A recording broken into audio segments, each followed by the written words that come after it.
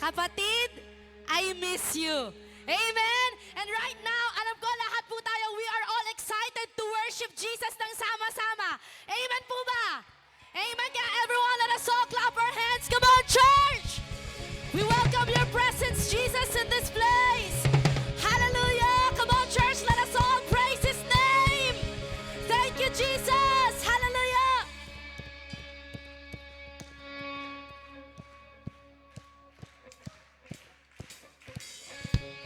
Sige po, patuloy natin ibalakbak yung mga kamay natin.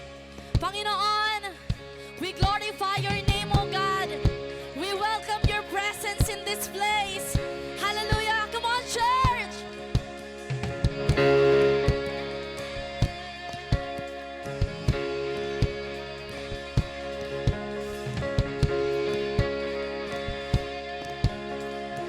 Come on, we sing. I give you glory for all you brought me through. And now I'm ready for whatever you want to do. I'm moving forward to follow after you. And now I'm ready for whatever you want to do. Come on, we sing. Your presence is an open door.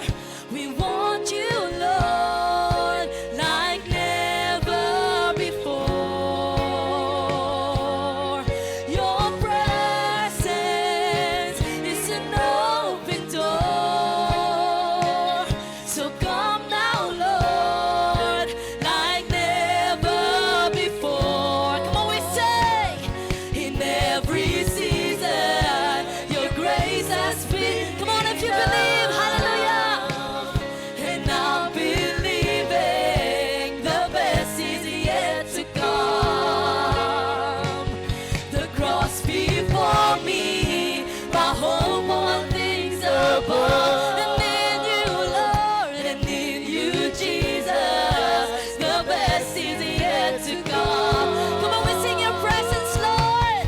Your presence is an open door. We want you, Lord, like never before. Your presence is an open door. So come now, Lord, like never. We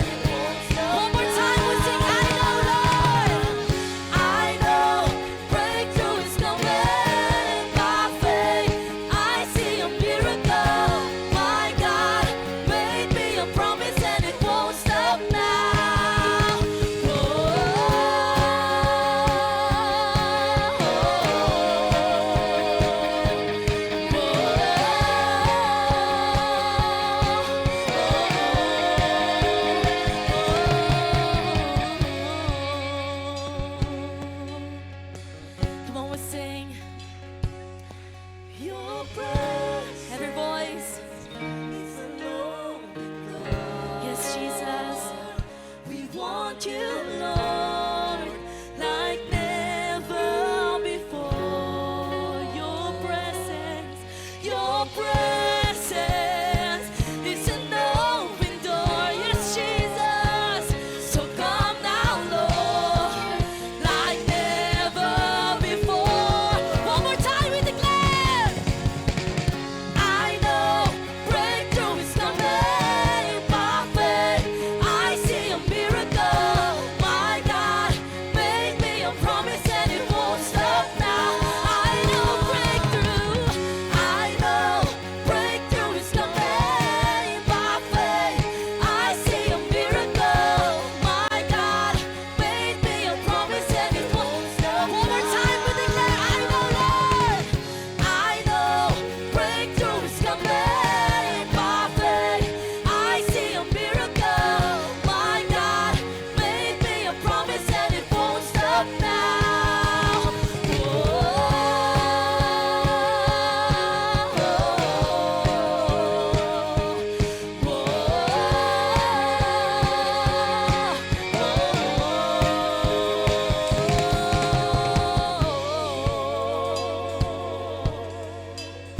Hallelujah. Sige po, sa mga oras na to, pwede po ba natin bigyan si Lord ng isang malakas na palakpak? Come on, yung mas malakas pa. Sino dito naniniwala na ang Diyos na sinasamba mo ay makapangyarihan? Pwede po ba marinig yung malakas na amen? Amen. Hallelujah. Sige po, no? Sa mga oras na to, patuloy lang po natin palakpak yung mga kamay natin. Hallelujah.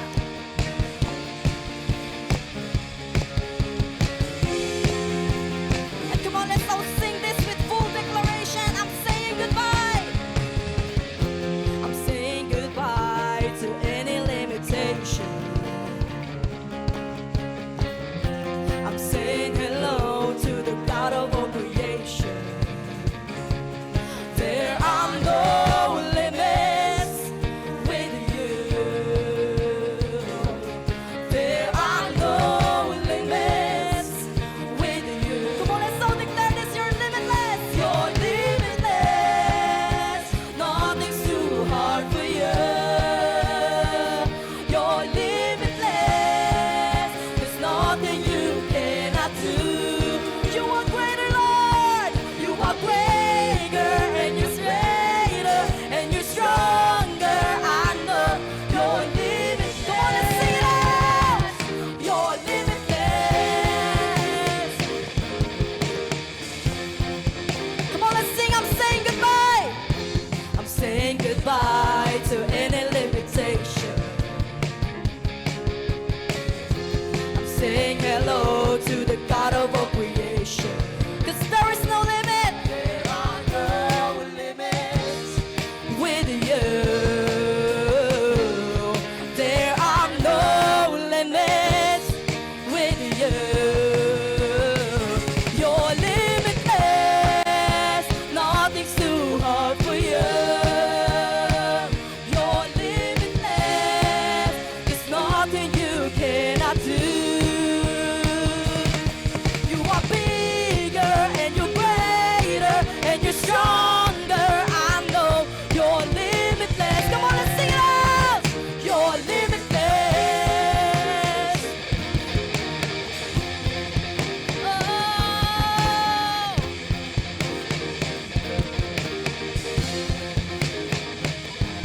Sige po, pwede po ba natin itaas yung mga kamay natin at patuloy natin yung ipalakpak at sa mga oras na to. Kung naniniwala ka na yung Diyos na pinaglilingkuran mo ay makapangyarihan, sabay-sabay po natin itong i-declare. Come on, let's all sing this. Lord, you are bigger. Lord, you are greater. Lord, you are stronger than anything. Lord, you are bigger. Lord, you are greater. Lord, you are stronger than anything. Come on, one more time, Lord, you are bigger. Lord, you are bigger. Lord, you are greater. Lord, you are stronger than anything. Lord, you are bigger. Lord, you are greater. Lord, you are strong. Come on, let's all sing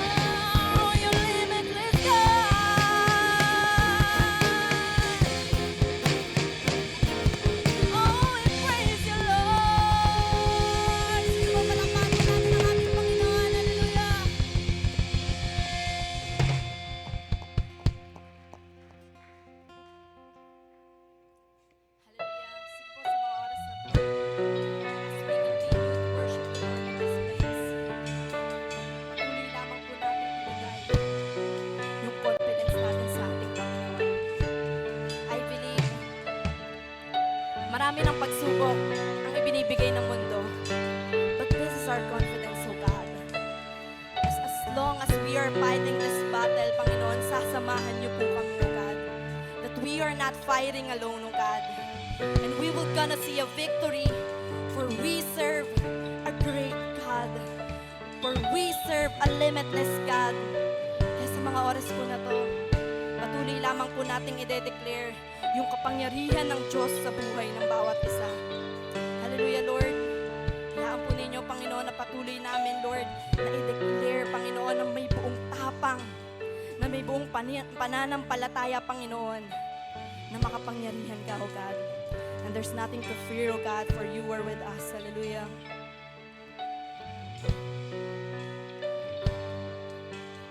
Come on, let's so sing this. The weapon may be formed, but it won't prosper. When the darkness falls, it won't prevail. 'Cause the God I serve knows only how to triumph. My God will never fail. Come on, we sing if you believe. My God will never fail. I'm gonna see your victory. I'm gonna see your victory. For the battle belongs to you, Lord. I'm gonna see your victory. I'm gonna see your victory. For the battle belongs to you, Lord.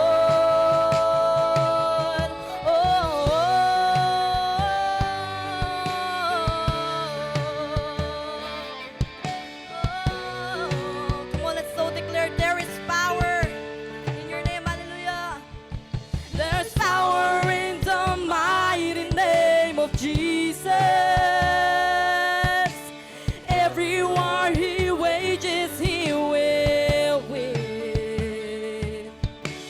I'm not backing down from any giant,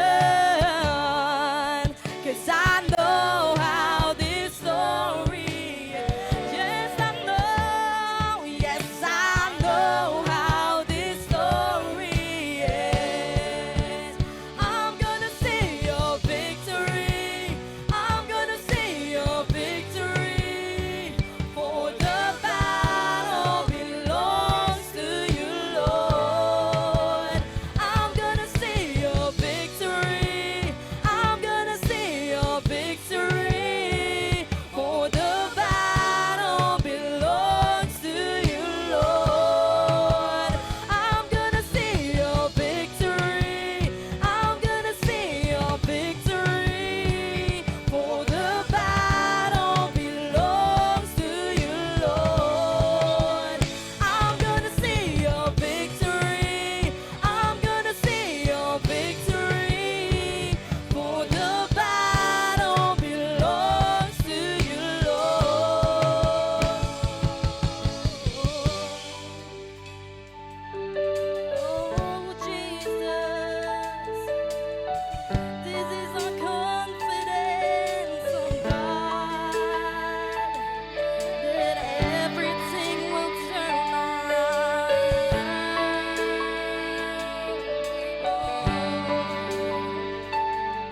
Hallelujah, Lord.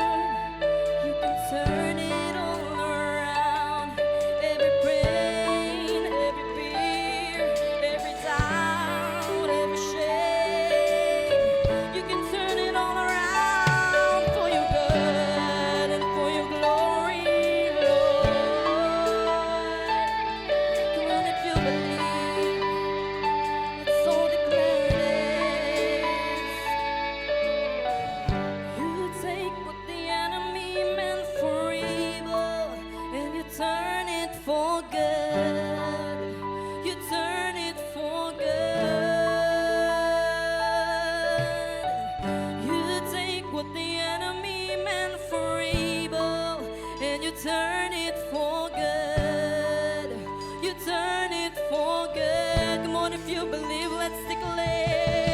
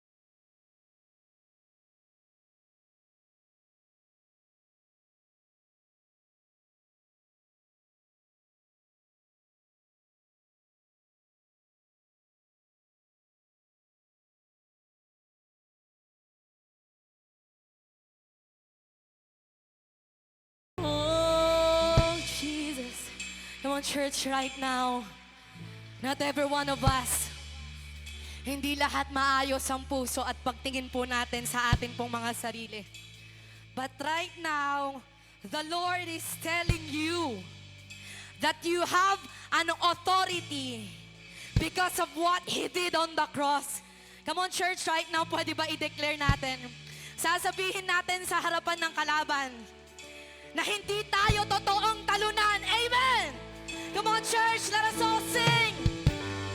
When I lift my voice. Come on!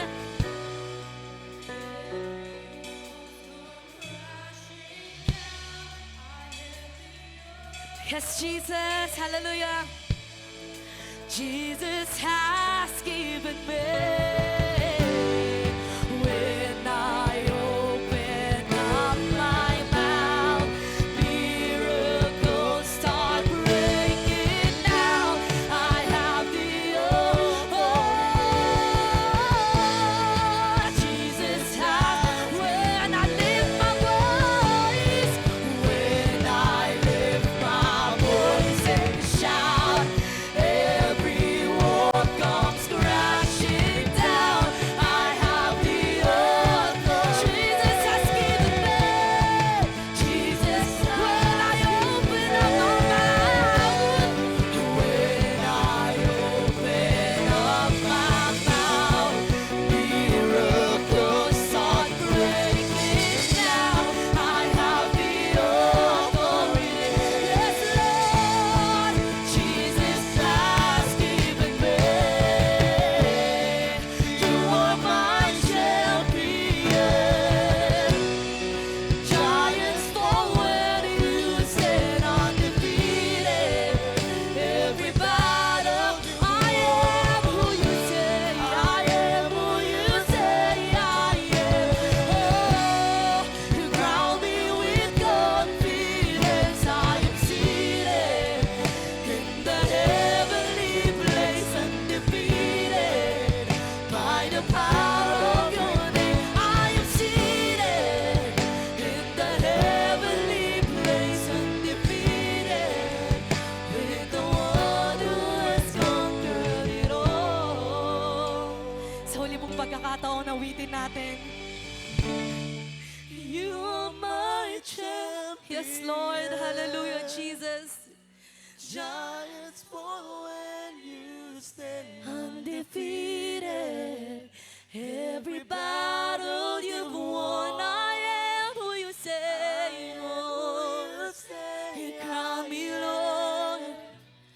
You crown me with confidence. I am seated in the heavenly place, undefeated by the power of your name. I am seated in the heavenly place, undefeated with the one who has conquered it all.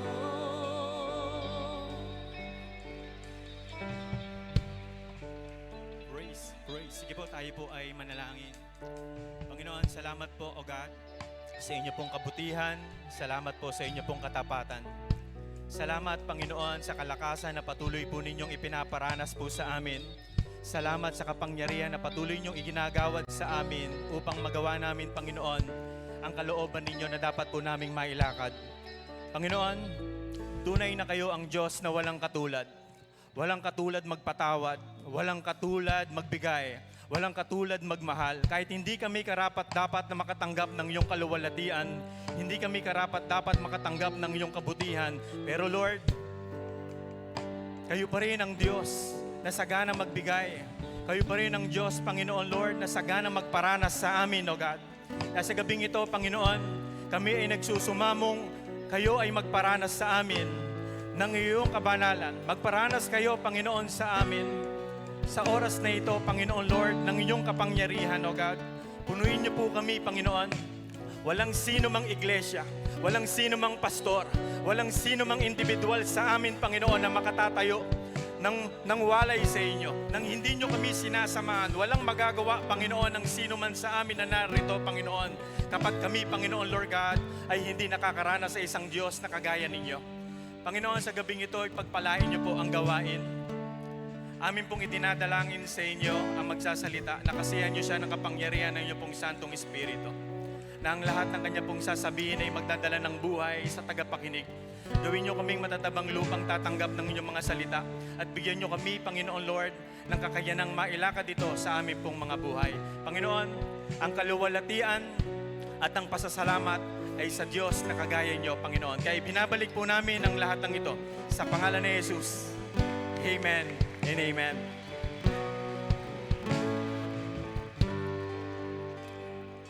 Race.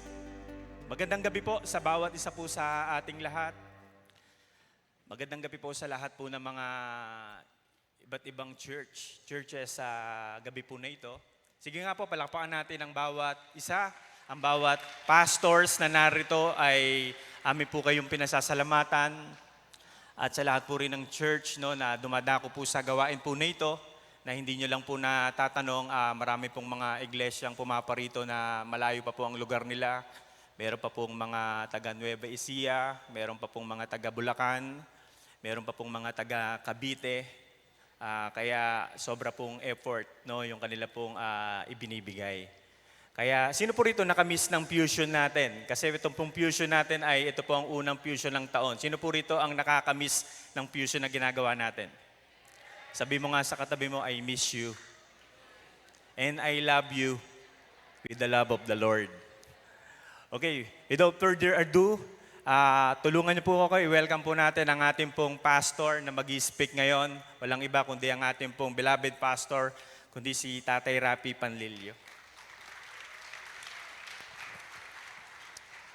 Thank you, Pastor Rod. Happy New Year po at Happy Valentine's. May Valentine's ba tayo? Okay.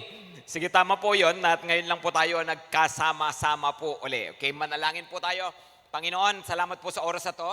Hinihiling po namin ang inyong pagpapala po sa amin, pagbubuhos ng biyaya ng salita ninyo. At hindi lang namin ito maririnig, magiging kwento po ito ng mga buhay namin at ng mga pamilya namin. Thank you, Lord. In Jesus' name, amen at amen. Sige nga po, isa pong malakas na palakpak po dyan sa ating Panginoon. God is a God of families. Amen po ba? Ang Diyos ay Diyos ng pamilya. Actually, alam naman po natin, sabi nga po, sa mga tatlo po na itinatag ng Diyos na institusyon, ay unang-una po ang pamilya. Of course, the family as the basic unit of society, sabi nila. Tapos of course, meron tayong church, meron tayong civil government. Ito po mga institusyon na itinatag po ng Panginoon. Of course, madalas tayo nag-uusap tungkol po sa church. Pero ngayon po, gusto ko pong pag-usapan po natin ang ating mga pamilya. Sino po rito sa inyo ang naniniwala may magandang plano si Lord sa pamilya ninyo? Sino po sa inyo rito naniniwala hindi patapos si Lord sa pamilya ninyo? Kahit parang minsan nakikita natin sa pamilya puro pangit, pero sa totoo lang hindi pa tapos ang Panginoon. Why? Because God is a God of families. So mayroong ilang mga bagay na gusto kong tingnan natin. Actually, 2 bagay lang na gusto kong mag-focus tayo ngayon. Kasi ano ba yung desire ng Panginoon? Ano ba yung nasa puso ng Panginoon pagdating sa pamilya? Now, gusto kong tingnan natin ang Bible at makikita ninyo na magkaiba ang emphasis ng Old Testament sa New Testament. Okay? Actually, sa maraming bagay. No? Pero particularly sa pamilya, makikita nyo, iba ang emphasis. Pag sinabing ang Panginoon ay mayroon, halimbawa natutuwa sa isang pamilya, ay ang emphasis po sa Old Testament ay iba. Tapos kung titignan mo naman sa New Testament, iba rin po yung emphasis. Kaya po magandang tignan natin pareho and at the same time, ma-reconcile natin ano po ba ang tama po na pananaw at tama po na desire. Pag-isabi po muna ng malakas, desire. Come on, pakisabi ng malakas, desire. So what must we desire? Let us start with desire. Ano ba dapat talaga yung ninanais natin para sa ating mga pamilya? Proverbs 3 verse 33. Come on, take a look at this. Proverbs 3 verse 33, sabi niya, the Lord's curse is on the house of the wicked. Pakisabi ng malakas, curse.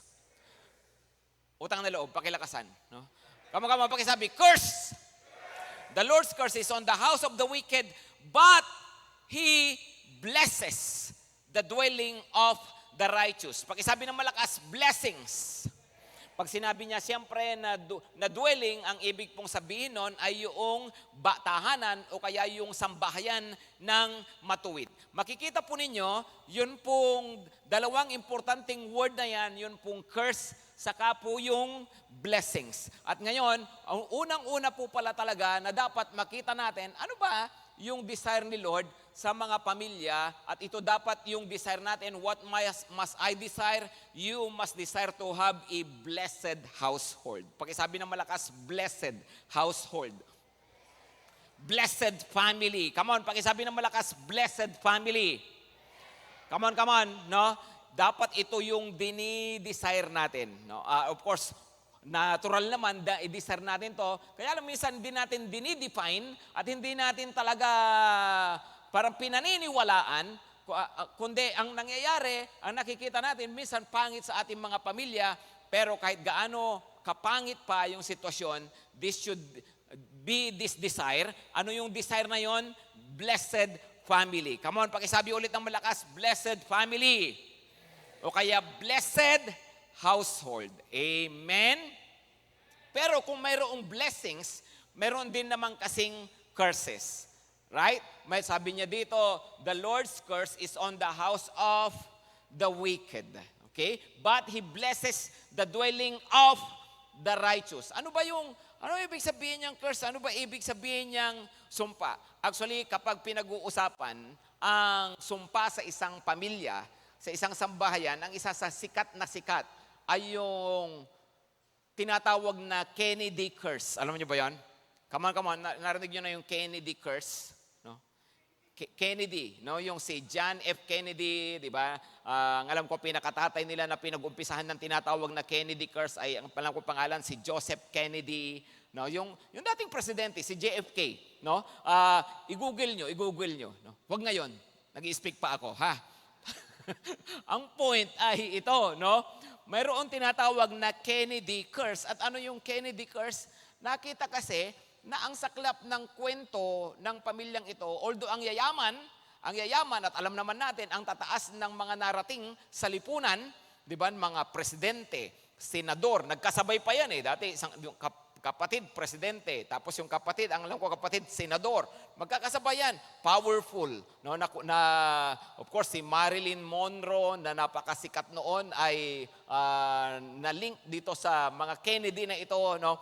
Anyway, itong pamilya, kaya tinawag na Kennedy curse. Bakit nga ba ganun? Hindi ko, actually ngayon, parang wala nang tirang buhay na Kennedy, na lalaki. Parang nag-iisa na, mayroong babae, pero bakit nga ba ganito ang nangyari? Mayroong either namamatay sa matinding aksidente, pinatay, assassination, namatay sa kung ano-ano mga mabibigat na paraan, yung hindi normal na kamatayan. Actually, mga few years ago, ang huling napabalita na nadisgrasya na Kennedy ay nakasakay ng helicopter, no, ng kanilang helicopter. Ang alam ko, helicopter nila o eroplano nila nag-crash, no, namatay batang-bata na lalaki na Kennedy. No? Kaya ngayon makikita ninyo, kahit sa Google makikita nyo, mayroong tinatawag na Kennedy curse. Ngayon, ginawa kong halimbawa ito, no? Kasi minsan, pag tinitignan natin, pag sinabi natin blessings, ano ba ang iniisip natin blessings? Pag mayaman, tama? Tama? Pag powerful, pag sikat, no? Kagaya ng may mga sinasabi, yan, mga celebrities, ang tingin natin agad, pinagpala. No? Hindi pala ganon. No? Pwede rin palang mayroong sumpa. Hello, mga kapatid. No? Pero, kung paanong mayroon ding mga blessed households, kung paano may mga cursed household, mayroon din namang mga blessed household.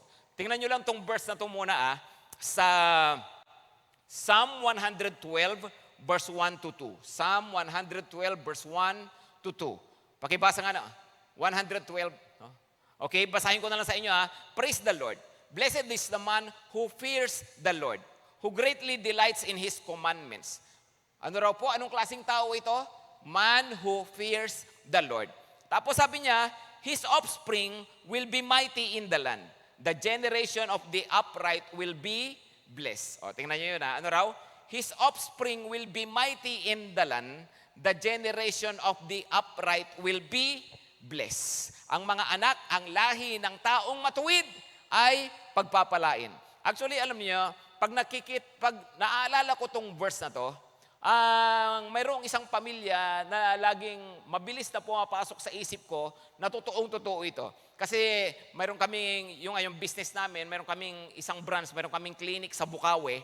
So, napupunta-punta ako ng Bukawi at least once a week, no, para tingnan yung clinic namin doon, sinasamahan ko, misis ko, minsan yung anak ko.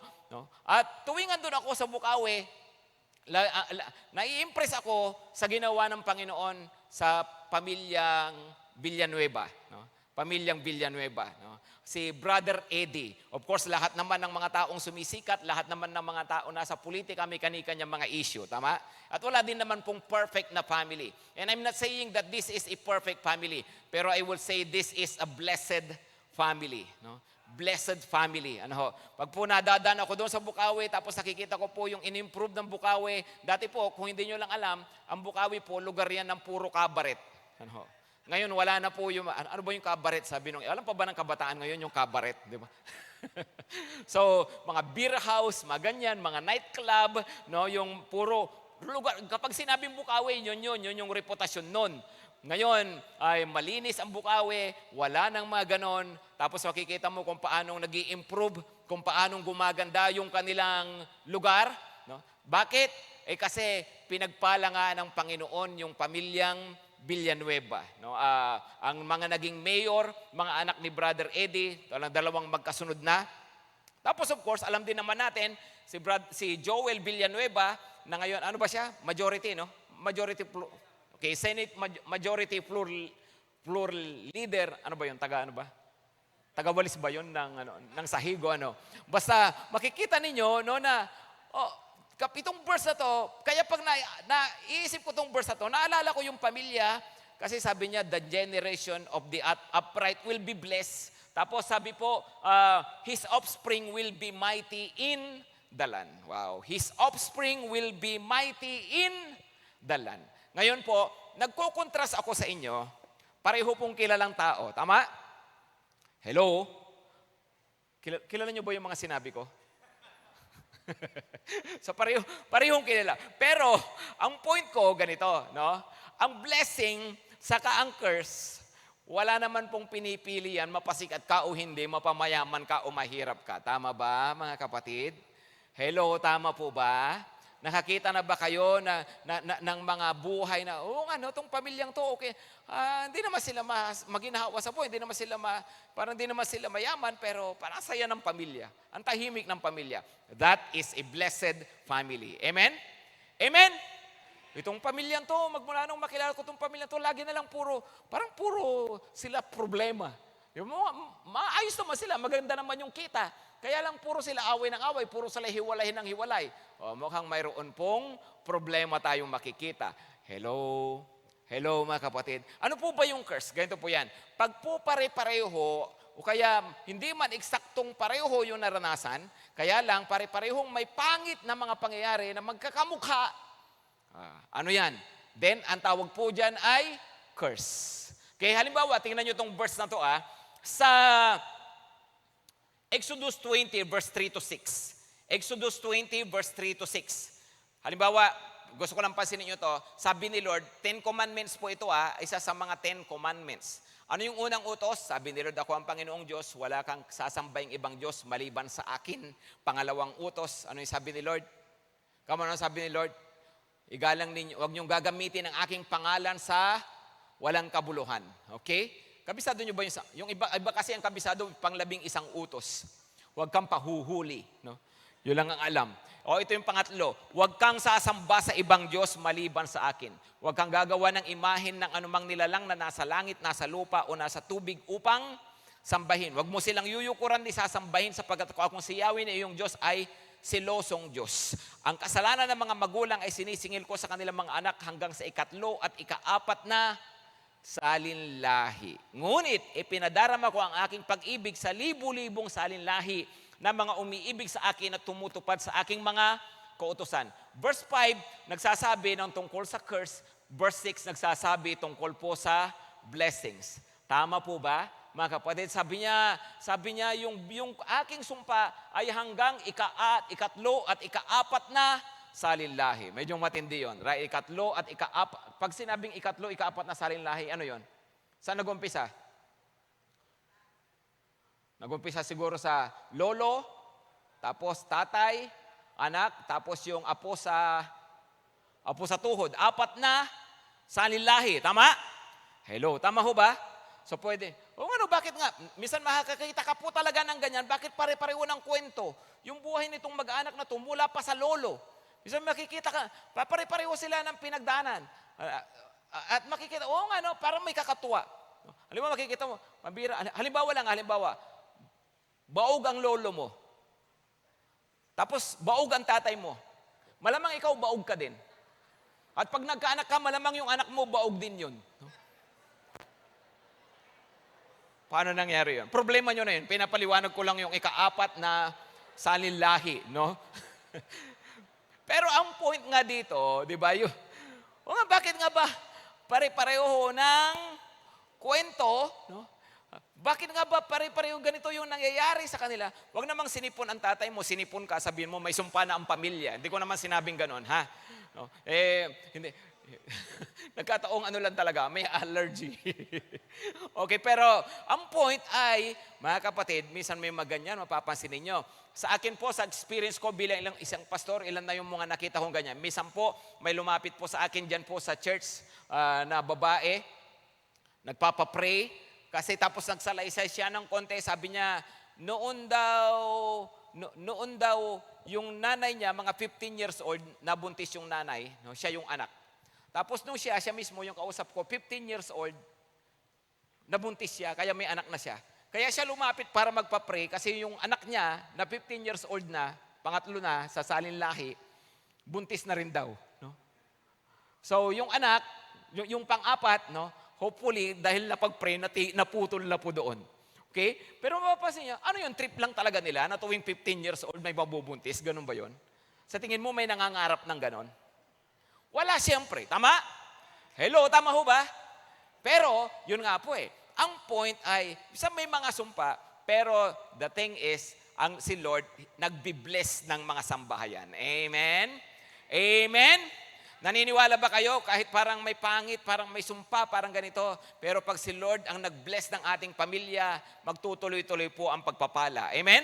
Kung titingnan nyo dyan, sabi niya, parurusahan ko hanggang sa ikaapat na salinlahi, pero ang kabutihan daw ni Lord sa taong sumusunod sa Kanya hanggang sa 1,000 salinlahi. Matindi. Amen? Ano raw? 1,000 salinlahi. No? So, ibig sabihin, mas matindi talaga ang biyaya ng Panginoon. Amen po ba? Hello, amen? At kailan po nag-uumpisang maputol ang sumpa pag ang isang tao lubusan pong kumilala po talaga sa Panginoong Hesukristo. At nagbabago po ang kwento ng ating buhay pag tayo po sumusunod sa Kanya. Amen? Speaking of this, kasi sa verse 5, may sambahayan daw na pinagpapala, may sambahayan na sinumpa, ano ba? Mapapansin nga ninyo na may mga kwento na ganyan, kahit tumingin po kayo sa paligid, may mga mapapansin ka bakit nga ba ganito ang nangyayari, no? Halimbawa po, mayroong isang pinag-usapan, ito ay matandang observation na, pero mayroong pinag-usapan na dalawang lahi. Yung isa, lahi po ng isang missionary, isang pastor, actually isang lingkod ng Panginoon, si Jonathan Edwards. Tapos yung isa, ang pangalan niya, alam ko, si Max Dukes. Si Max Dukes, yung isa, pastor. Yung isa, si Max Dukes, ay kriminal.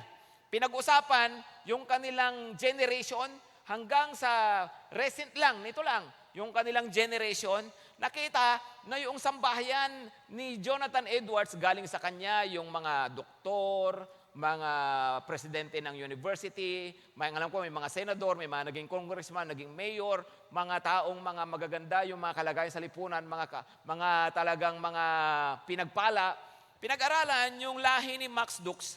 Tinignan hanggang sa sumunod na salinlahi.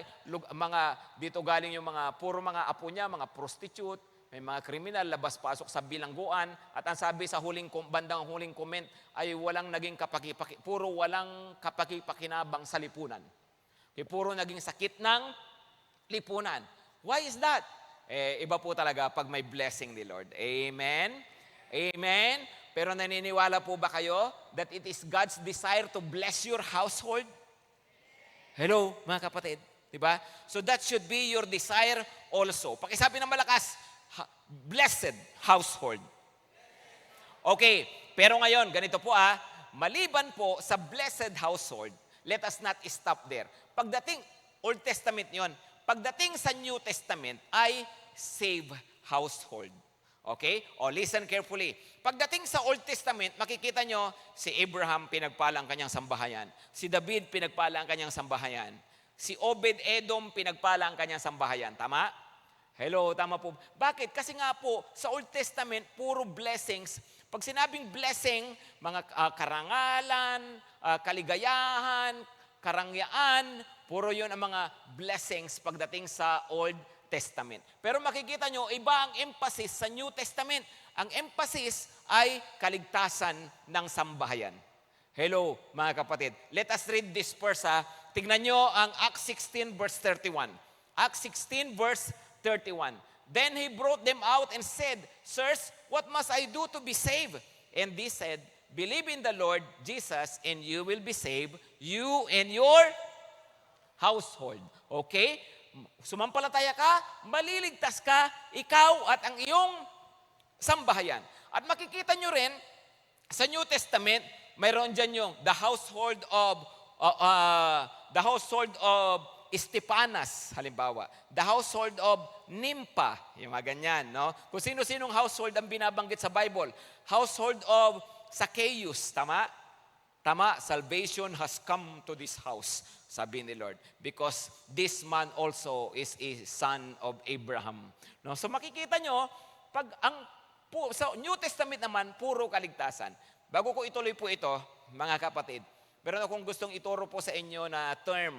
Ang term na to ay progressive revelation. Pakisabi po, progressive revelation. Kunting theology po tayo, no? Ano ba ang progressive revelation? Ganito po. Nung nagpakilala si Lord sa mundo, nagpakilala niya ang kanyang sarili at isabihin niya yung mga katotohanan, hindi po isang bagsakan. Okay? Hindi po isang bagsakan. Progressive. Maliwanag po? So nagpakilala ang Lord sa ganitong paraan sa Old Testament, pagdating sa New Testament sa ganitong paraan, hanggang sa makumpleto ang ating pagkakakilala sa Kanya at pag-unawa sa Kanyang katotohanan. Maliwanag po ba? Hello? Maliwanag po. No, halimbawa ganito. Sa Old Testament, si Lord nagpakilala bilang nag-iisang Diyos. Tama? Tama? Tapos pagdating sa New Testament, ipinanganak ang Panginoong Hesukristo, tapos sa Kanya sinabi, may Ama, may Anak, may Espiritu Santo, na bumubuo ng iisang Diyos. Kaya sa Old Testament ay hindi pa kumpleto yung pagkakakilala sa Panginoon, hindi mo pa maiintindihan ang Trinity pag Old Testament. Pero pag binasa mo ang New Testament, may Trinity pala. One God in three persons. Maliwanag po? Hello, maliwanag. Ganun din naman. Okay, part ng progressive revelation. Sa Old Testament, si Lord po parang ang stricto. Tama? Tama? Sumagot naman kayo, utang na loob. Kung nagbabasa kayo ng Old Testament, parang stricto si Lord. Tama? At totoo naman, puro law. Pero pagdating sa New Testament, grace. Tingin nyo, may wisdom? May wisdom yon? Kung inumpisahan ni Lord na nagpakilala siya sa mundo na puro grace agad, puro bait-bait, hindi siya siseryosohin ng mga tao. Tama? Tama? Ngayong sineryoso siya ng mga tao, may takot sa Diyos ang mga tao, sa Kanya ipinakilala ang Kanyang sarili na namatay ang Panginoong Jesus para sa atin. No? At ipinakita niya ang Kanyang grace. Maliwanag po ba? Hello, maliwanag. Okay. In the same way, Okay, pakinggan niyo mabuti ito mga kapatid. Part ng progressive revelation nung Old Testament, hindi pa nauunawaan gaano ng mga tao ang kabilang buhay. Ang akala ng mga tao nung unang panahon ay ang buhay hanggang dito lang sa lupa. Okay? Konti, no? Kunting-kunti ang pwede nilang maisip o malaman tungkol sa kabilang buhay. Kaya para sa kanila, ang taong malapit sa Diyos, ang taong pinagpapala ng Panginoon, ang nararanasan niya ang kanyang reward puro dito sa lupa. Kaya ang emphasis, blessed household. Hello? Hello, clear po ba? Clear po? Bakit? Kasi akala nila noon, pag namatay, okay, hindi pa nila alam yung langit, hindi pa nila alam yung impyerno. So, kung malapit ka sa Panginoon, natutuwa sa iyo si Lord, ang mga reward mo ay mararanasan mo na agad dito sa lupa. Pero pagdating ng New Testament, ipinakilala ng Lord, hey, hindi lang pala yon, meron palang langit at mayroong impyerno. So ngayon, pinakita na ang pagpapalang ibinibigay ng Diyos ay hindi lang mga material na mga bagay, hindi lang panlupa, kundi higit sa lahat na kumpleto sa New Testament, ang higit sa lahat na gustong ibigay ng Panginoon sa iyong pamilya, kaligtasan. Amen? Ngayon mga kapatid, pag-isipan ninyo mabuti ito. Ano ang gustong-gusto nyong mangyari sa inyong mga pamilya? Ano ang pinapangarap nyo sa inyong mga pamilya? Okay? Nabuburden tayo pag nakikita natin, may problema yung ating pamilya, may sakit sa ating pamilya, may pangangailangan, pero tayo ba nag-aalala sa kaligtasan ng ating mga mahal sa buhay? Hello? Puro tayo blessings, pero nawawala yung issue ng salvation. Alam mo, kung isa kang magulang, dapat ang pangunahin na dinidesire mo sa iyong mga anak ay ang kaligtasan ng kanilang kaluluwa. Natural, you want them to be successful. You want them to be secured. But all the more that you should want them to be saved. Amen? Amen po ba? No? Tayo po, huwag titigil sa pangangarap ng mabubuting bagay para sa ating pamilya, pero tandaan natin, higit sa lahat pinapangarap natin ang spiritual blessings ng ating sambahayan. Minsan masaya na tayo, wala namang bisyo yung anak ko, okay naman yung kapatid ko, no? Wala namang sakit, maganda naman na trabaho. Okay, good. Pero sapat na ba yun? Teka muna, mayroong blessing na gustong tanggapin ng Panginoon, pangunahing blessing ay yung salvation. Kaya hindi lang tayo dapat blessed household na ayon sa pananaw ng Old Testament, tama yun, walang masama doon, pero higit sa lahat, ang dinidesire natin ay save household. Pakisabi ng malakas, save household. Kaligtasan ng kaluluwa ng ating mga mahal sa buhay. Amen? Hello, amen po ba? Okay? Hindi po pwedeng isa kang Kristiyano, tapos miyembro ka ng iyong pamilya, tapos hindi natin iniisip yung kaligtasan ng ating mga mahal sa buhay. Minsan mga Kristiyano tayo, pero wishful thinking tayo. Anong ibig sabihin? Wishful ka lang, hindi naman siguro, mabait naman si tatay. Hindi naman siguro, yung kapatid ko naman, okay naman. No? Hindi naman. Kasi po, parang hindi tayo lubos na naniniwala na may iisang tagapagligtas. At si Jesus lang talaga ang makapagliligtas sa kanila. That's why they need the Lord. Amen? Amen? Okay? So what do we desire? Ano yung number 1? Blessed household. Ano yung number 2? Save household. Okay. What must we do? Ano ngayon gagawin natin? Come on. Pakisabi po ng malakas, what must I do? Okay? Number one, have burden. Pakisabi ng malakas, burden. Yan. Tingnan niyo po ito, Romans 9 verse 1 to 3. Ano po ba ang ibig sabihin ng burden? I don't know sa mga churches kung gamit pa itong salitang ito. Gaano, no? Sa maraming churches, hindi na nagagamit halos yung salitang burden. Di ba? Of course, meron tayong compassion. Yan, tama yun. No? Meron kang passion. Yan, tama yun. No? Pero, pansinin nyo, paano ba natin ilalarawan ang burden? Sa ngalan ni Kristo, ako'y nagsasabi ng totoo. Anong ibig sabihin ni Paul dito? Ba't niya sinabi yan? Hindi to bola, ha? Sabi niya. Hindi ako nagsisinungaling. Ang aking budhi ay nagpapatunay na totoo ang sinasabi ko at saksi ko ang Espiritu Santo. Okay? Verse 2, pakibasa ng malakas. Matindi ang aking kalungkutan at di mapawi ang pagdaramdam ng aking puso. Dahil sa mga kalahi kong Hudyo, mas mamatamisin ko pang ako'y sumpain at mapahiwalay kay Kristo kung ito'y sa ikabubuti nila. O kaya ang inong ibig niya sabihin sa ikabubuti, ikaliligtas nila. Sabi po niya sa English, no? For I could wish that I myself were accursed and cut off from Christ for the sake of my brothers, my kinsmen, according to the flesh, alang-alang sa aking mga kadugo, sa aking mga kamag-anak, kababayan na mga Israelita. Sabi po niya, ano raw po ang gusto niya? Yung sila po ay maligtas. Ano po yung burden? Tingnan niyo po yung verse 2. Balikan natin yung verse 2. Ito ang pakiramdam ng taong may burden. Matindi ang aking kalungkutan at di mapawi ang pagdaramdam ng aking puso. Yun po ang may taong may burden para sa kaligtasan ng ibang tao. Yung wala ka namang problema, okay ka naman. Pero pag naaalala mo sila, pag naiisip mo sila, parang mayroong kang bigat sa iyong kalooban. Inaalala mo sila, no? Hindi ba dapat may peace tayo kay Lord? Totoo po yun, magbibigay si Lord ng peace, pero hindi ibig sabihin na ang peace ay kawalan ng burden. Amen? Hello, maliwanag po ba? Yung bang kahit anong ginagawa mo, pag naalala mo tong taong ito na napakahalaga sa iyo, mahal mo, naalala mo, malayo pa siya sa Panginoon, ay nararamdaman mo yung ganung bigat ng kalooban. Nalulungkot ka, parang may tinik sa iyong puso. No? Yun po, ang tawag po dyan ay burden. Ang tanong mga kapatid, mayroon na po ba tayong burden? Hello? Alam nyo, para katotoong magkaroon ng burden, kailangan mahal mo talaga ang isang tao at kailangan convince ka talaga na si Kristo lang ang tagapagligtas at may langit at impyerno. Hello? Or else, mahirap magkaroon ng burden. Alisin mo ang pagmamahal sa tao kahit naniniwala ka na may impyerno ng buong puso at naniniwala kang may langit ng buong puso at naniniwala kang si Jesus ang tagapagligtas ng buong puso pero wala kang pagmamahal sa tao, wala kang burden. Hello? Pero kahit mahal na mahal mo ang isang tao, sobrang mahal mo yan. No? Pero hindi ka naman lubos na naniniwala na may langit at impyerno.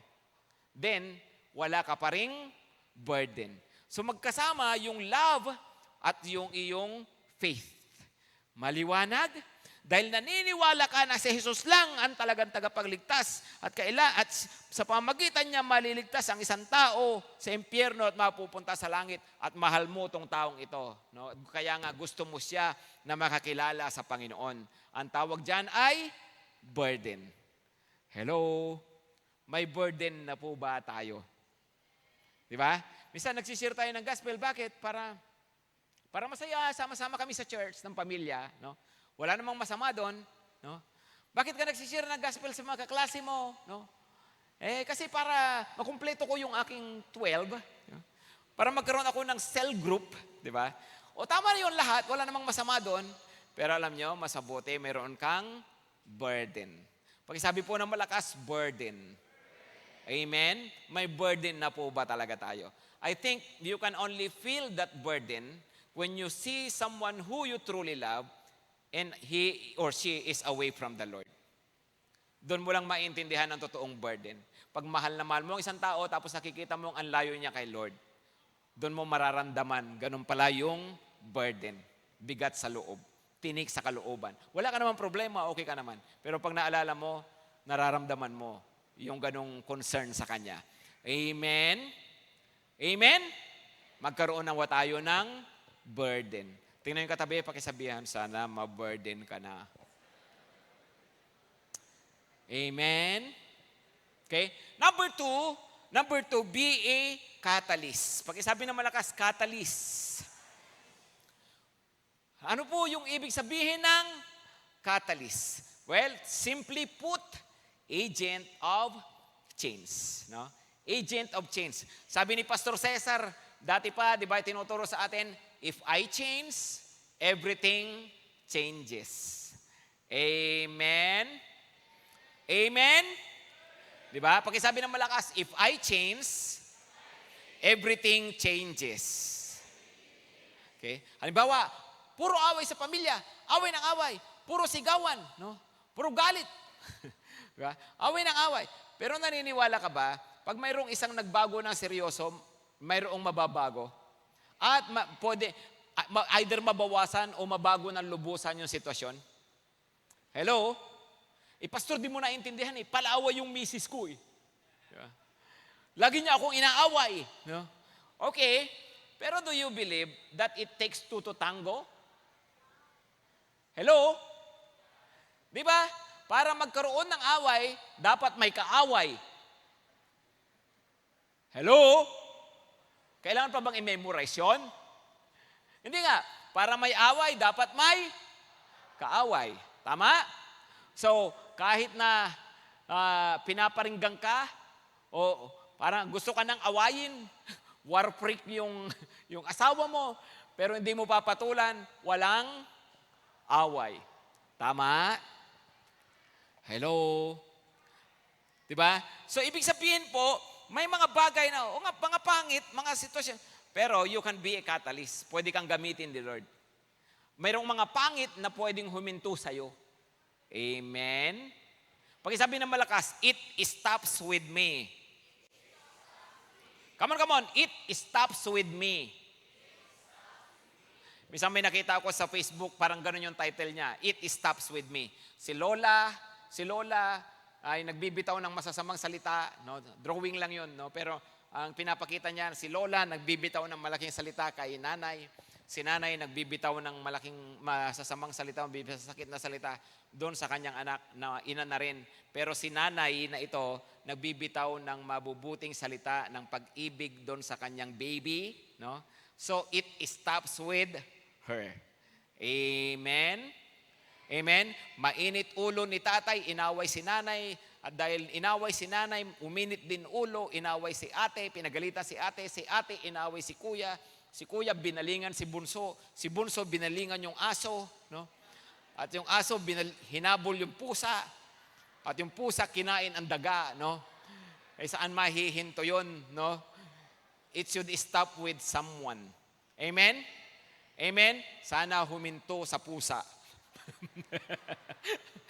Hindi nga, sana huminto sa'yo. Tama po ba? Tama po? Ang tawag diyan, catalyst, kapatid. When something bad stops with you. Pero, kailangan, mayroon din ganito. Pag sabi ng malakas, it starts with me. Utang na loob, pakilakasan. No? Come on, pag sabi, it starts with me. Oh, di ba? Catalyst din yon. Ang catalyst, yung isang bagay na masama na hihinto sa'yo, pero yung isang bagay na mabuti nag-uumpisa sa'yo. Possible ba yon? Come on, possible ba yon? Ako natutuwa ako sa nakikita kong kwento na maraming mga nakakakilala sa Panginoon. No? Sa church, halimbawa, meron kaming kwento sa church ang testimony niya ay sa buong angkan nila. As in, sa buong angkan nila, wala pang nakatapos ng pag-aaral. Wala nakatapos ng college. Pero isang youth namin na inalagaan namin mula high school, ang alam ko Caloocan High School siya, hanggang sa nag-aral, nag-college, hanggang ngayon nakatapos, ang alam ko CPE na siya ngayon, naglolo pa yata ngayon o nagmamasteral. No? Ang ganda-ganda ng kanyang trabaho, ang ganda ng kita. No? At ang testimony sa buong pamilya nila, yung Christian, siya ang bukod tangi nakatapos ang pag-aaral. O, di ba? Sige po, palakpakan natin po si Lord po dyan. No? Kasi, ano yun? Iba pag nagbi-bless si Lord. Amen? Amen? Nag-iiba ang kwento ng buhay. O imagine, nagpa-umpisa ka na ng ganon, dahil yung umpisa na niya yon, malamang yun na rin ang magiging kwento ng kanyang mga anak. Tama? At malamang gagayahin na rin ng mga kapatid. Ano ho? So, di ba nakakatuwa po yung ganon? It starts with you. May mga bagay na pag inumpisahan mo, at ipakita mo bilang isang mananampalataya, na kung ano man yung wala sa pamilya na maganda, pwedeng mag-umpisa talaga sa'yo. No?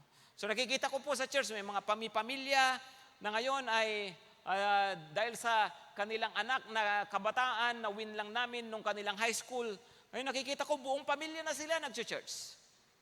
Tapos nakita ko, unang-una kong makita tong pamilyang to, parang hirap na hirap sa buhay. Halimbawa po, mayroong isa kaming youth dati.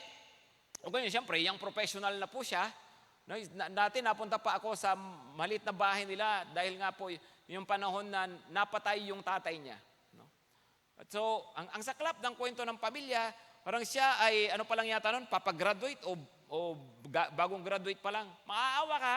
Pero ngayon, siya pa lang yung Christian nun. Ang alam ko, siya pa lang sa pamilya. Tapos ngayon nakikita ko, ayun, andyan na yung kanyang mga kapatid, andyan na yung nanay niya, yung nabiyuda, siyempre. Tapos pupunta sila sa church na nakakotse, sarili na silang kotse, parang dalawa na yung kotse ng pamilya. No?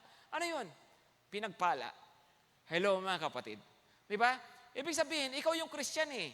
Sino ang aasahan mong maging katalista sa iyong pamilya? Ikaw yung Christian eh. Sino ang aasahan mong magdadala ng pagbabago at magandang bagay sa kwento ng pamilya nyo? Yung kuya mo na adik? Hello? Di ba? Come on, hindi nga, sino? Hindi dapat si tatay, responsibilidad ni tatay ito eh. Kaso nga yung tatay mo, lahat na lang tinira. Tumira ng damo, tumira ng bato, tumira ng semento, graba. No? So siya ang asahan mo.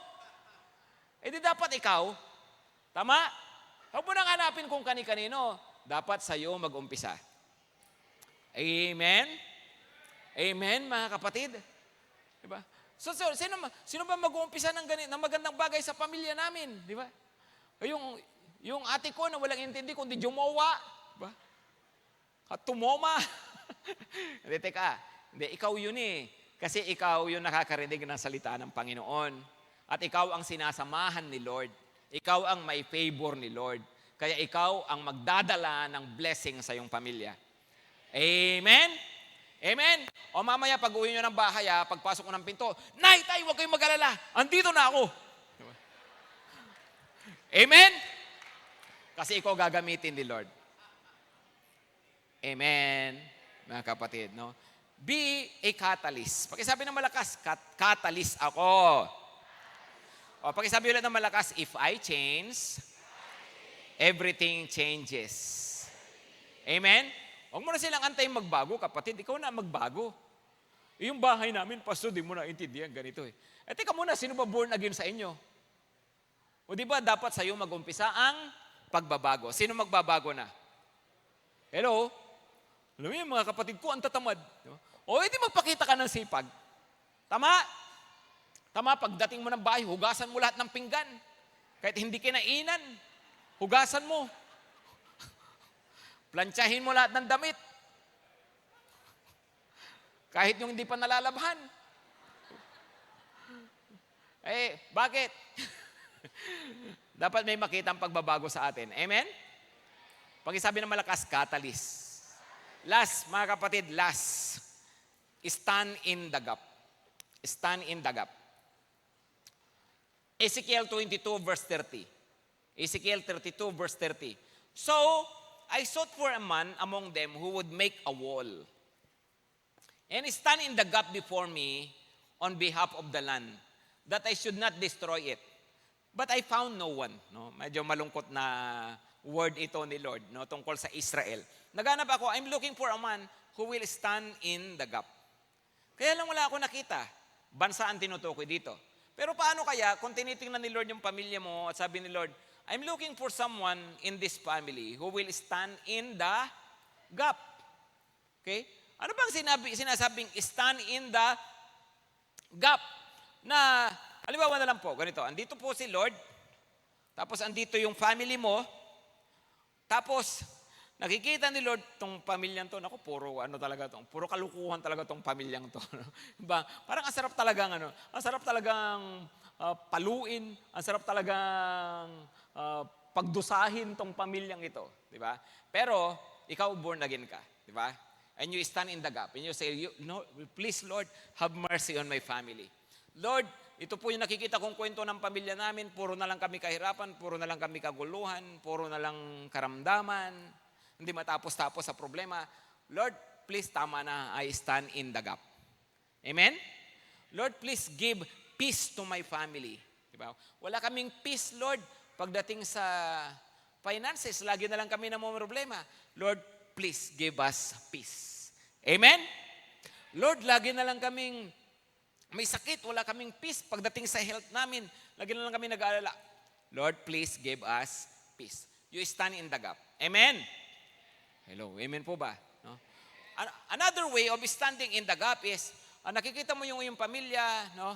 Na ito, mayroong pangarap, mayroong kang gustong magyari, kaya lang, ito yung inyong sitwasyon, no? Na nahihirapan. Then sasabi, Lord, please, I stand in the gap. Lord, would you please? Diba? Buhos mo naman blessing mo, Panginoon, sa pamilya namin. Amen? Amen? So ang kapatid, tanong, ikaw ba tatayo sa gitna? Kasi sino pa ba ang aasahan mong tumayo sa gitna? O hindi ikaw? Tama? Hello, tama ba? Pastor, Christian kami lahat pero ano O ikaw yung andito ngayon, kaya ikaw pa rin yung mag-i-stand in the gap. Amen? Sino ang aasahan? Tatay ko, Christian din naman wala siya rito O sino mag-i-stand in the gap, ikaw yung nakakarinig, o di ikaw? Amen? Okay? Pag sabi ng malakas, I stand in the gap. One of the things that you should stand in the gap for is the salvation of your family. Tingnan nyo yung Romans 10 verse 1. Last verse mga kapatid. Romans 10 verse 1. Sabi po niya, Brothers, my heart's desire and prayer to God for them is that they may be saved. No? Sabi Romans 10 verse 1. Yung Romans 9, di ba? Sabi niya, yung puso ko talagang nahihirapan. Ang bigat ng kalooban ko dahil sa aking mga kamag-anak, dahil sa aking mga kababayan. Kaya sabi niya sa 10 verse 1, my prayer to God, my desire and prayer to God is for them to be saved. Diba? At nawa po ganun din po tayo. Talagang we stand in the gap para po sa salvation ng ating mga mahal sa buhay. Amen? Sino po rito nangangarap, gusto niya kasama niya sa church yung kanyang mahal sa buhay? Hello, mga pamilya, no? Sino po rito gusto nyo yung inyong pamilya din, pag kayo nasa bahay at nag-uusap-usap kayo, tinitingnan mo yung pamilya, kita mo, ang laki na ng pinag-iba ng kwento because the Lord has blessed our family. Amen, mga kapatid? Hindi madali yan, hindi madali. No? Minsan, may mga pamilya, mas madali marahin, mas mabilis, pero may pamilya, unti-unti. No? Kami po, ang unang na-born again sa pamilya ay yung kuya ko. No, ngayon, nakakilala siya sa Panginoon, tuloy-tuloy siya, nag-aral siya sa Bible School, pastor siya sa La Union. Sumunod na nakakilala sa Panginoon ay ako. No? Tapos, nagtuloy-tuloy din ako. Hindi ko akalain, dalawa kami na tatawagin ng Panginoon. So, nagpastor po ako, pag-graduate ko, dito na po ako dinala ng Panginoon sa Caloocan. No? Taga-Pangasinan po kami. Nung una, pastor kami pareho, pero yung mga mahal namin sa buhay, hindi nakakakilala sa Panginoon. No? Pero unti-unti po, yung mga kapatid ko, yung tatay ko, gumawa na ng paraan ang Panginoon iba-iba. Yung isang ate ko po, nasa JIL, yung iba-iba po, ang paraan hanggang sa makakilala po yung mga kapatid ko at saka mga magulang ko sa Panginoon. Yung huli ko pong kapatid na nakakilala sa Panginoon, na talaga nagsuko ng kanyang buhay kay Lord, medyo, po siya, dati sabi niya, bakit sila ba magpapakain sa akin? Ganun. Mabait tong kapatid ko to. Of course, nakita ko, sinusuportahan naman niya ako nung nag-aaral po ako sa Bible School. Pero, pagdating po sa paglapit sa Panginoon, parang wala pa sa kanyang puso pa. Siya yung pinakamaganda ang buhay sa aming magkakapatid. Maganda po yung kanyang negosyo. Pero bandang huli po, may mga nangyari sa kanyang pamilya. Sunod-sunod po nun No, tatandaan nyo, di ba, Undoy? Nasa La Union sila, pepeng doon No, nagkaroon ng matinding baha, lahat ng stocks po niya. Ang baha po doon sa lugar niya, hanggang sa second floor daw halos ng bahay. So lahat ng mga stocks niya, mga sasakyan niya, nasira lahat. Tapos, so hindi pa siya lumalapit po sa Panginoon noon. Tapos, after some time, ando siya natutulog sila, pinasok sila ng isang gang na talaga ang kilos to, parang mga militar na, pinasok sila, nakatutok mga Armalite, tapos pinagtatali sila, kinuha lahat yung mga alahas nila. Hindi pa rin po siya nakakilala po sa Lord po noon. No? Magkakasunod to, halos sunod-sunod. Tapos po nung bandang huli, yung manugang niya nagagano, may ginagawa lang, tinatali sa alambre, pag ganun, natusok yung mata. No? Ayun na po yung huli, pangatlo. Nag-usap kami sa phone, sabi niya, Rap, sa lahat na nangyayari sa buhay ko, may sinasabi si Lord. No? Ngayon po, nakilala siya sa Panginoon, yung kanyang buong pamilya, kasi nasa La Union din po siya, doon siya nagninegosyo, tapos yung kapatid kong isa, pastor sa La Union, O ngayon po siya po yung pinaka-supporter ngayon nung church po doon na pinagpapastoran ng kuya ko. Ano ho? So magkasama po sila doon na naglilingkod po sa Panginoon. No? So salamat po sa Lord. Hindi basta-basta, hindi madali, pero maniwala po kayo. Hindi pa tapos si Lord sa pamilya nyo. Amen? May gagawin po si Lord. Amen po ba mga kapatid? No? Sige po, tumayo na tayong lahat. Tumayo po tayo. At lumapit po tayo sa Panginoon. Lift up to the Lord your families. Yumuko tayong lahat at pumikit. Yumuko po tayo at pumikit. Stand in the gap, kapatid. No? Of course, this is something that we should do daily. Amen? Amen? I hope, sa gabing ito, no, kapag pasa ako ng burden, hello, at sana dadalhin na natin yung burden na yan. Amen po ba? At sana sa pamilya natin magiging mga catalyst tayo. Tama? Pero araw-araw, let us stand in the gap. Umpisahan lang po muna natin ngayon. Yumuko tayo lahat at pumikit. Itaas nyo kay Lord ang inyong mga pamilya. Sige po, itaas natin sa Panginoon ang ating mga pamilya. Is it about blessings? Is it about salvation? Is it both? Lord, save naman yung family namin, kaya lang ganito po, laging ganito, ganyan. Pray, kapatid, stand in the gap. Lord, bless naman yung family namin, kaya lang hindi pa save. Stand in the gap. Come on, stand in the gap. Pray. Pray. Siguro both. Lord, I want my family to be blessed and to be saved. Sige po, taas natin ang ating mga pamilya. Magulang ka, itaas mo ang iyong mga anak. Itaas mo ang iyong mga kapatid. Itaas mo sa Panginoon ang iyong mga magulang.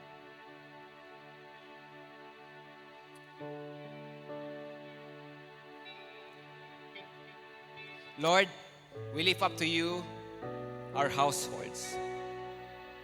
Panginoon, hinihiling namin, please bless our families with health, with happiness, with peace, with provisions, even with prosperity. Bless our families with honor, Lord, with a good name for your glory. Lord, anuman yung mga pangit na mga karanasan lagi nangyayari sa mga pamilya, hiling ko, Panginoon, tuldukan niyo po ito. Sa gabing ito, Panginoon, magkakaroon ng pagbabago sa spiritual realm, sa sitwasyon ng aming mga sambahayan. Because we come to you, Lord. In Jesus' name, we come to you. Please, Lord, bless our families. Have mercy on our families, Lord. Tulungan mo, Panginoon, ang bawat pamilya na represented po dito. At the same time, Lord, pinapanalangin namin ang aming mga mahal sa buhay na hindi pa nakakakilala sa iyo. Hinihiling namin ang kanilang kaligtasan. Save our families, Lord, please. Save our families. We pray for abundant spiritual blessings sa aming sambahayan ngayong taon na to, Panginoon. Sumasamo kami, humihingi kami. Salamat sa pakikinig. Salamat, Lord, hindi ka patapos at aabangan namin yung mga mangyayari pa sa mga susunod na mga araw. Thank you, Lord, in Jesus' name. Amen at amen.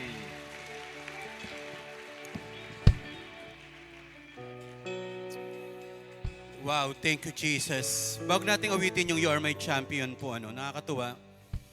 Meron po kaming mga leaders dito sa Praise Church. Ang prayer nila, madala yung pamilya nila sa Lord, sa simbahan. Nagpe-pray naman sila, pero hindi po gano'n na nangyari. Dumating ang pagkakataon po, yung simbahan ang dinala nila sa kanilang pamilya. Kaya po nagkaroon tayo ng outreach po doon sa taga-Obando. Ganun po ka-desperate. Lord, hindi ko sila madala. Nag-ask po siya sa mga leaders po nila at dinala po nila ngayon doon sa Obando. Yung isa naman po na outreach natin sa Santa Cruz, yung isang lalaki po doon na kilalang kilala na barumbado, laging nababarangay. Aba, December po, nag-testimony, nakakilala sa Panginoon. Tuwan-tuwa ho talaga. Pero alam nyo po, bumilang lang ng ilang araw, kinuha ng Panginoon. At bago siya mamatay, yung pamilya niyang hindi pinapansin, yun ang una niyang tinawagan. Kaya alam nyo ho, tayo po talaga ang sagot. Tayo po ang sagot na gagamitin ng Panginoon. I believe very timely talaga yung sinasabay ni Tatay Rapi. Walang ibang pinakamaligayang sitwasyon, tagumpay, na tayong matatawag na makita ang ating pamilya naglilingkod, nagpupuri sa Panginoon, at tunay na alam natin, even sa dulo ng buhay natin.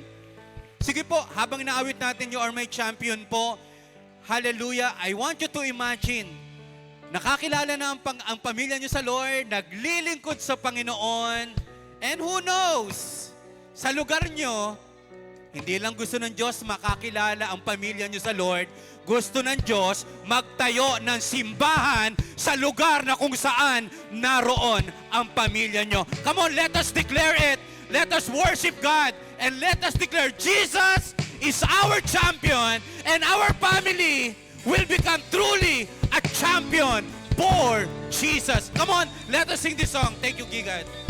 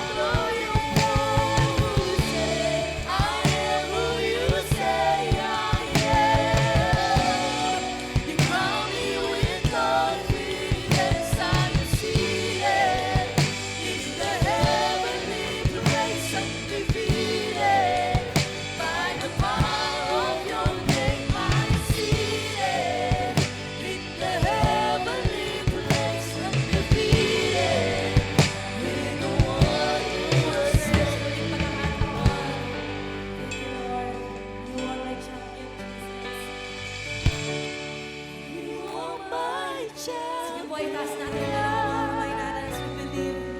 Giants fall when we stand undefeated. Every battle you won, I am who you say I am. You crown me with confidence. I am seated in the heavenly place, undefeated.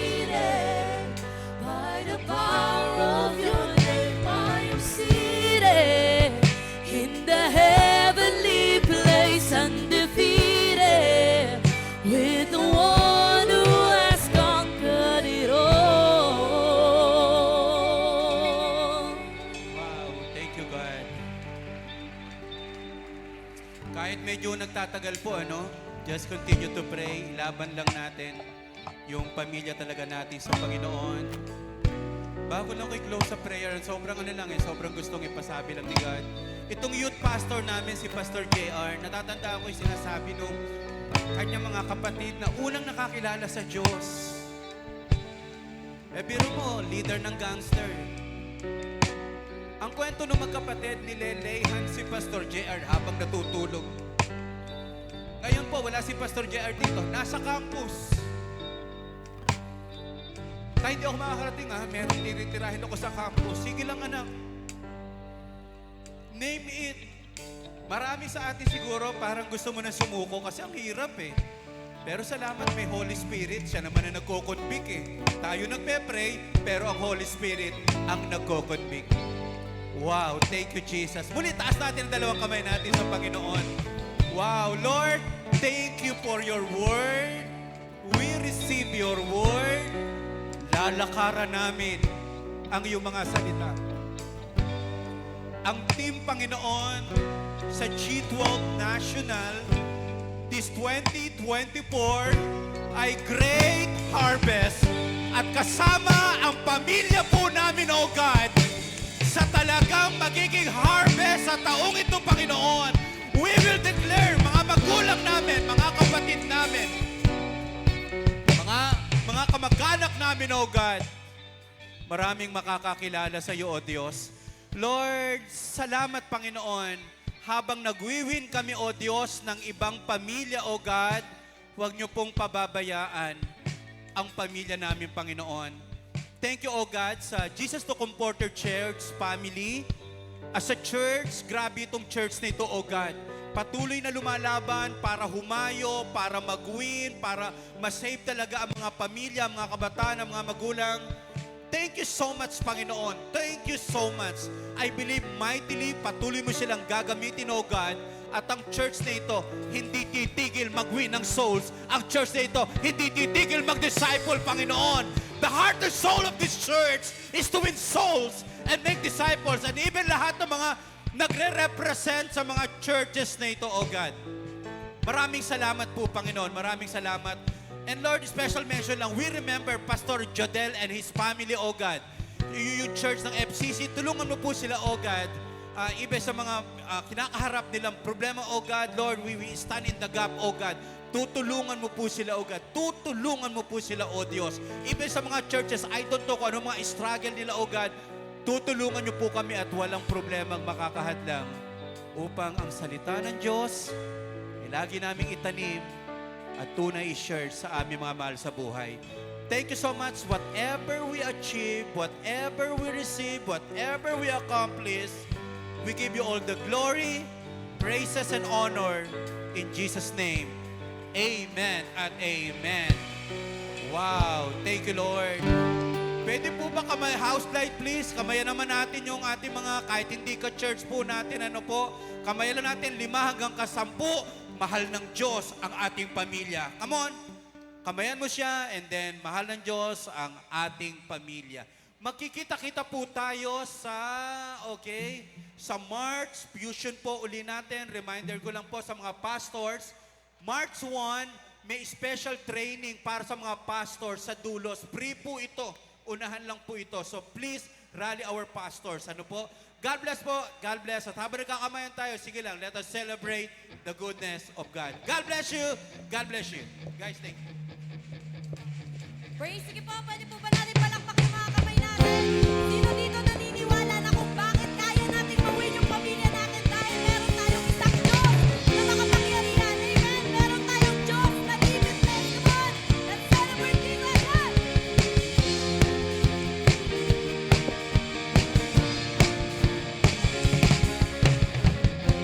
I'm saying goodbye to any limitation. I'm saying hello to the God of all creation. There are no limits with you.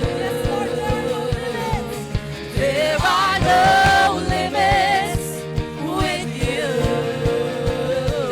You're limitless. Nothing's too hard for you. You're limitless. There's nothing you cannot do. You are big.